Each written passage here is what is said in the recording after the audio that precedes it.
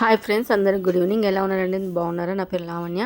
Channel పేరు వచ్చేసి Lavanya cooking vlogs అండి. లైక్ చేయండి, షేర్ చేయండి, కమెంట్ చేయండి. ఇదైతే మొన్న సండే రోజు తీసిన వీడియో. ఇక చికెన్ అయితే ఆ రోజు మార్నింగ్ మధ్యాహ్నం పెళ్ళికొల్లు ఇచ్చిన తర్వాత చికెన్ అయితే వండుతున్నా అండి.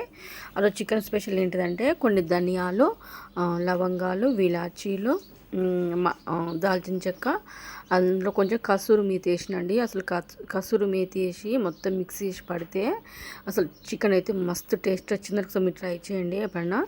కసూరి మేతి కొంచెం ఎక్కువ వేసుకోండి, చాలా బాగుంది టేస్ట్ అయితే.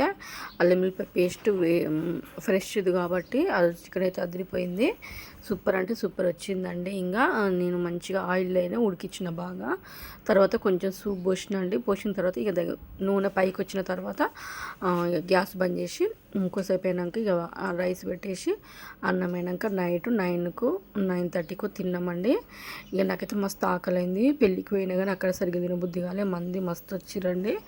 అందుకే ఇక తినలేదు. ఒక 2 ఆనియన్స్ పెట్టుకొని స్ప్రైట్ తీసుకొస్తే ఆ స్ప్రైట్ కూడా పెట్టుకొని, ఎండాకాలం కదా అసలు వేడి అన్నము, వేడి చికెను. ఇక నైట్ అయినా కూడా కొంచెం మాకు పైన రేకులు కాబట్టి బాగా వేడి ఉంటుందండి. కూలర్ ఖరాబ్ అయింది, అసలు కూలర్ చేయించుకోవాలి. స్నానం చేసి వచ్చిన తర్వాత నేనైతే ఇక వేడి అన్నము కూర పెట్టుకొని అయితే తింటున్నా అండి. అప్పటికే మస్తు ఆకలి అవుతుంది, అందుకనే ఇక తొందర అయితే తినేస్తున్నా. నిద్ర వచ్చినట్టుగా అయిందండి నా ఫేస్ అయితే. అక్కడ చూసిరు కదా. అయినా కూడా ఎందుకు తింటున్నా అంటే ఇక తెల్లారి మళ్ళీ నేను ఫాస్టింగ్ అందుకే ఇక మళ్ళీ ఆకలితో ఉండాలి. మళ్ళీ చికెన్ వండుతుంటే ఆ స్మెల్కి నాకు తినబుద్ధి అయిందండి. అందుకే మంచిగా వేడి చికెన్ పెట్టుకుని అయితే తినేస్తున్నా. టేస్ట్ అయితే ఆ రోజు నిజంగా సూపర్ ఉంది. ఎప్పుడైనా కసూరి మేతి నేను ఎక్కువ వేయనండి, నాకు ఎందుకు అంత అనిపించదు.